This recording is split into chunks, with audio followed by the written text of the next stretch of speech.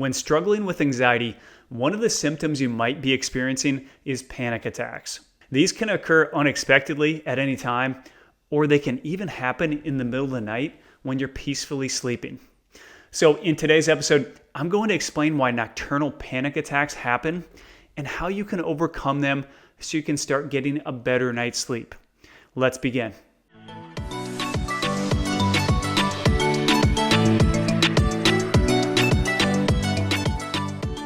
Hey friend, Peter Wessels here with Fearless Anxiety.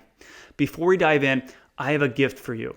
I put a complete framework for the anxiety recovery process in the link below. It's called the 5-Step Cure to Anxiety and Panic Attacks, and it's completely free.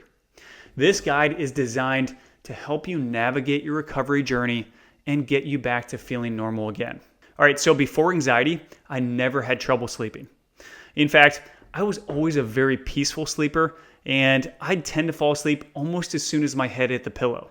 But when I developed severe anxiety in my early 20s, that all changed. Sleep instead became a stressful event. In fact, I actually started to dread the nighttime. That's because my anxiety made sleeping very difficult. I'd either lie awake, unable to sleep, feeling anxious and being bombarded with all kinds of intrusive thoughts, or I'd be awoken in the middle of the night with an intense panic attack. And that's what I want to focus on today, these nocturnal panic attacks. For me, these were the worst kinds of panic attacks because there's really nothing more frightening than suddenly waking up in a state of sheer panic. I mean, each time my heart would be racing, I'd be sweating, and I'd be flooded with adrenaline and cortisol. And not only that, but my mind would be going a million miles a minute with all kinds of anxious, negative thoughts. Now, this was different than my daytime panic attacks because at least during the day, I could feel the panic attack coming on and kind of mentally prepare myself a bit. But at night, I'd wake up in the middle of a panic attack and be completely disoriented. All right, why does this happen? Why do we experience panic attacks in the middle of the night? Well, before we answer that, the key is to first understand the reason you're suffering from anxiety. Now, I won't go into great detail on that in this episode, as all that information is in the link below. But in short, when you have anxiety, your nervous system is not functioning properly. Your nervous system has begun to trigger your fight or flight response unnecessarily. Now, normally, that response is only to be engaged when you're in actual danger, so that your body can act quickly and fight or flee the danger. But when you have anxiety, your nervous system is triggering even when you're completely safe, and it's flooding you with adrenaline and stress hormones. That is what creates this sense of anxiety or panic. So as time goes along, what happens is your nervous system becomes what we call sensitized. And that means it's triggering your fight or flight response much more frequently, and you're experiencing more anxiety. Not only that, but you can start to have other strange and intense sensations like derealization, heart palpitations, and head fog. Okay, but why are we having a panic attack during the night when we're sleeping? Well, the reason for that is because when you sleep, your body is restoring and repairing itself. As it's doing that, there can be excess adrenaline in your system, and your body might try to burn that adrenaline off. So it will try to get rid of the adrenaline, and when it does, that can result in a nocturnal panic attack. In other words, what I'm saying is that it's your body's way of burning off the leftover adrenaline and stress hormones, and that's what's creating middle of the night panic attacks. All right, how do we deal with this? First, as with any panic attack, I want you to implement step number 4 of the Fearless approach and encourage anxiety. For those of you who are new to the channel and don't know what the Fearless approach is, the Fearless approach is an unbelievably effective approach that you implement each time you experience anxiety. And again, there's more information on that in the link below. But to implement step number 4 of the Fearless approach and encourage anxiety, here's what you're going to do. When you wake up in a state of panic, you're going to encourage your anxiety to get even worse. Now, I know that sounds crazy, but your instinctual reaction to a panic attack is to tense up and become fearful.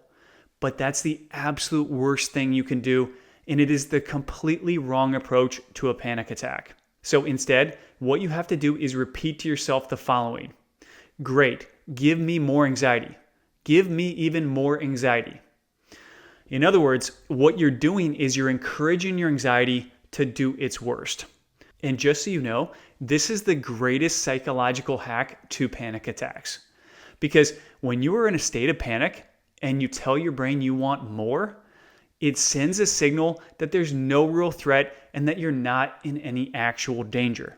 What this does is it immediately slows down the release of stress hormones and begins to reduce your panic. You are going to use this technique to stop your panic attacks. So the first thing you're going to do when you wake up with a nocturnal panic attack is to use step number 4 of the Fearless approach and encourage anxiety. But what do you physically do? Do you stay in bed or do you get out of bed? Well, for this, there are 2 options. Option 1 is to immediately sit up in your bed with your back against the wall or the headboard and begin encouraging anxiety. I tell clients that if they're going to stay in bed, then they need to have a focus. In other words, you encourage your anxiety and then you focus on something while you're sitting there in bed. The reason that we need a focus is because your brain is otherwise going to go back to those fearful, anxious thoughts about your panic attack.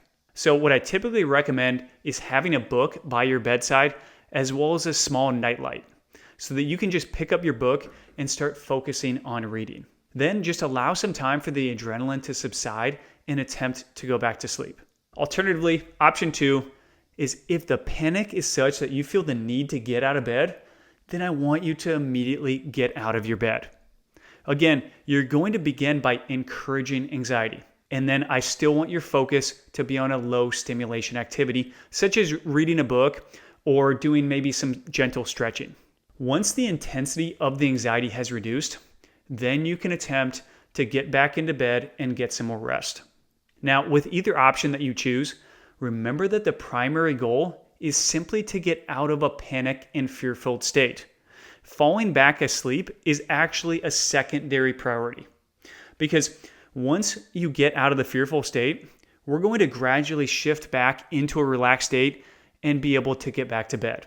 All right, to recap, if you wake up with a panic attack, you are going to immediately either sit up in bed or get out of bed and begin encouraging anxiety. You're going to try to make your panic even worse. And you're going to say, great, give me even more anxiety. That's going to very quickly start to decrease your panic. And as it does, you can begin focusing on a book or a low stimulation activity. So now you know how to handle nocturnal panic attacks. And this is the technique that not only stopped my panic attacks at night, but it has worked for countless of my clients. If you do have any questions, be sure to leave them in the comments below and I'll get back to you. And also, please do me a huge favor by hitting the like button and the subscribe button before you leave. I'll see you on the next episode.